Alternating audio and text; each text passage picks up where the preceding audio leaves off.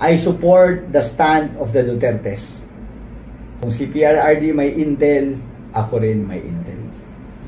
Sa mga militar at pulis, hiling ko sa inyo, hulihin nyo ang mga adik. Para lagi kang updated. Ako nga pala si Bidaya ng mga oposisyon sa kasalukuyan ko. At sabi nga, galit na galit ang mga dapungan ng Pangulong Duterte. Kung hindi ka pa nakakapag-subscribe, i-subscribe mo na yan! Ang tagal kong nanahimik, pareho lang kami ni Buspulong, matagal na nahimik. Pero ngayon, pinipilit nyo kaming magsalita. Nagsasalita ako ngayon because meron akong gustong ilabas na mensahe. We Negrosanons are not for sale. Kung meron man dyan sa Negros na nabayaran na, nakabaligya na mo, nabenta na yung pirma nyo, pwede bawiin nyo or mag-execute kayo ng affidavit na nabayaran kayo. Huwag natin ibenta ang ating pirma para sa PI na para lang sa kanilang sariling kapakanan. Para sa mga nagpapatakbo dyan, mga nasa gobyerno natin, sobra na ang inyong pang-aapi sa mga hindi sumasang-ayon sa inyong mga gawain. Sobra na. I support the stand of the Dutertes. Tama ang sinabi ni Mayor Baste na tamad ka, wala kang malasakit, kung wala kang plano sa ating bayan, mag-resign ka na lang. Tama rin si Buspulong na tinitira siya. In-example niya pa ako. Balak yung gawin sa kanya yung ginawa nyo sa akin. Ewan ko lang kung kaya nyo. Siyempre ako ordinaryong tao, si Buspulong ibang klaseng tao yan. Pero sobra na. Tama rin yung sinabi ni PRRD na dati gumagamit, ngayon gumagamit pa rin. Kung si PRRD may intel, ako rin may intel. Alam ko yung katotohanan. Diba? Naalala nyo, binanggit ko yung supplier si Bibot Nolan.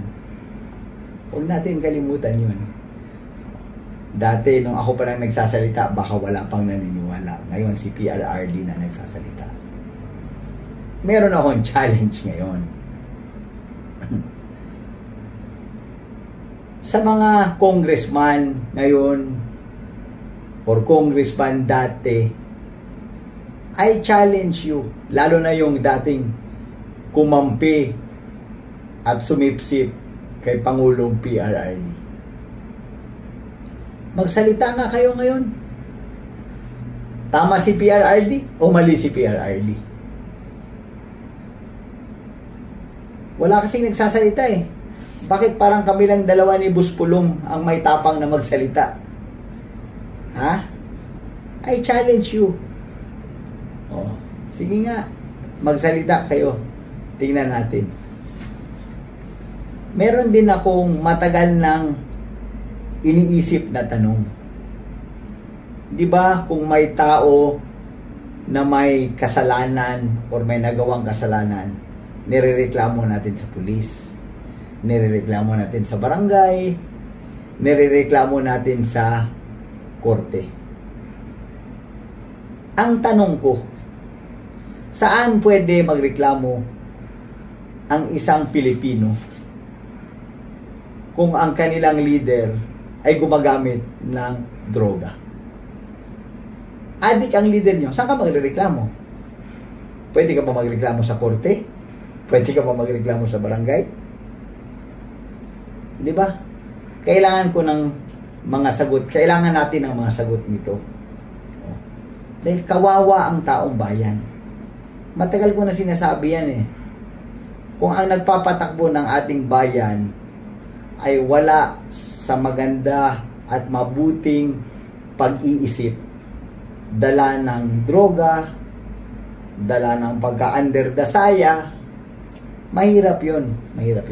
Sobrang kawawa ang mamayang Pilipino. Sa napag-alaman ko po, hirap na ang buhay ng mga Pilipino. Sobrang mahal na ng mga bilihin, sobrang taas na ng presyo ng petrolyo, sobra na ang pang-aapi. Habang nangyayari ito lahat, ang dami sa ating mga opisyal nagpapasarap ng buhay. Pa-biyahe-biyahe, pa-New York, pa-Europe, gamit pa at gastos ang milyon-milyong pera ng taong bayan. Sa tingin nyo, tama pa ba ito? Or tama na? Paano natin ito matutuldukan? Papaabutin pa ba natin ito ng 6 years? Na magtiis tayo ng ganito? Tingin ko, kailangan na natin magkaisa. Samahan natin si PRRD sa kanyang stand na kailangan na ng pagbabago sa lalong madaling panahon. Anyway, sa tanong ko kung saan tayo hihingi ng tulong, seryoso ako. Please leave your comments on the comment section below kung saan tayo pwede humingi ng tulong. Sa mga militar at pulis, ako ay nananawagan din sa inyo. Obligasyon nyo, katulad ng sabi ni PRRD kagabi, na tulungan ang taong bayan at panindigan ang ating bahay or konstitusyon. Unang-una, hiling ko sa inyo, hulihin nyo ang mga adik, lalo na ang mga nagbebenta ng droga.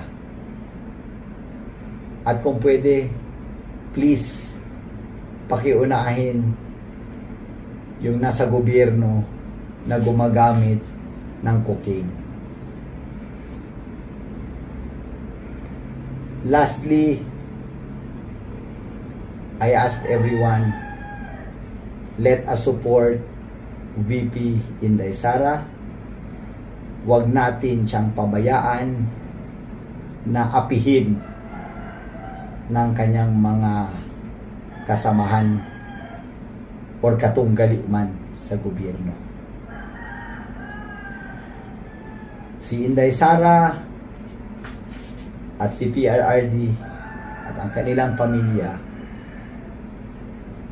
ang isa sa mga pinakamalaking makakatulong na mabuhay ng maganda ulit ang bansang Pilipinas. Again, huwag natin pabayaan si VP Inday na apihin ng mga tambaluslos. Yun lang po. Ito po si Congressman Arnie Teves, nakikiusap sa inyong lahat. Hindi ito para sa akin, kung hindi para sa lahat ng Pilipino, lalo na sa ating mga kapatid na mahihirap.